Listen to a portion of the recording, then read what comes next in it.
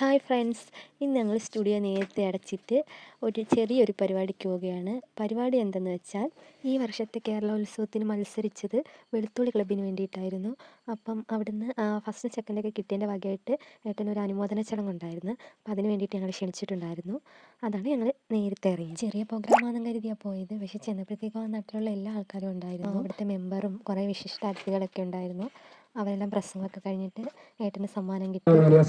നല്ലൊരു കയറ് കൊടുക്കുക.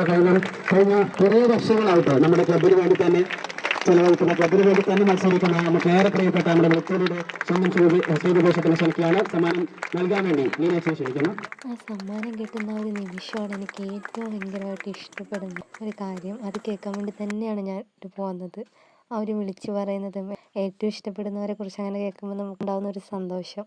സമ്മാനം ഏട്ടൻ്റെ കയ്യിൽ കിട്ടേണ്ട താമസം അത് അടിച്ചു മാറ്റാൻ വേണ്ടി ഒരാൾ ഇവിടെ ഉണ്ടല്ലോ. ഞങ്ങൾ പിന്നെ ഫുഡൊക്കെ കഴിച്ച്, അവിടെ ഫുഡുണ്ടായിരുന്നു, ഫുഡൊക്കെ കഴിച്ചിട്ട് നേരെ വീട്ടിലേക്ക്. അങ്ങനെ ഏട്ടൻ്റെ ബാല്യം മുതലുള്ള സർട്ടിഫിക്കറ്റിൻ്റെ കൂടെ ഈ 2 സർട്ടിഫിക്കറ്റും കൂടെ. 3ാം ക്ലാസ്സിലെ സർട്ടിഫിക്കറ്റാണ്.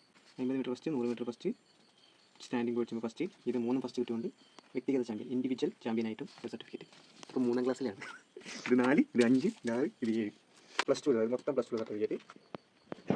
ഇത് കേരളോത്സവം മൊത്തം കൊക്കോൻ്റെ സർട്ടിഫിക്കറ്റ്, കൊക്കോ ചാമ്പ്യൻ. ഇത് ഫോട്ടോ നോക്കിയാൽ മനസ്സിലാവില്ല. ഇത് 8 തൊട്ട് 10 വരെ സർട്ടിഫിക്കറ്റ്. കള്ളല്ലോ, ഇതൊക്കെ തെളിവുണ്ടല്ലോ, തെളിവ്. ഇത് മറ്റേ ഉർവശി പറയുന്ന കണക്ക് ഇത് ഞാൻ ആദ്യമായി മാങ്ങിക്കറിഞ്ഞ കല്ല്, ഇത് ഞാൻ ആദ്യമായിട്ട് തേച്ച ബ്രഷ്, അതുപോലെ എല്ലാം എടുത്ത് വെച്ചേക്കാം. എല്ലാം കൂടെ ഒരു ദിവസം ഞാൻ കത്തിച്ചാളുന്നുണ്ട്. അവിടെ വെച്ച് ഗംഗയിൽ നിന്നും ഒരു പ്രത്യേക തരം സൈക്കിക് വൈബ്രേഷൻ്റെ അനുഭവം എനിക്ക് കിട്ടാൻ തുടങ്ങി.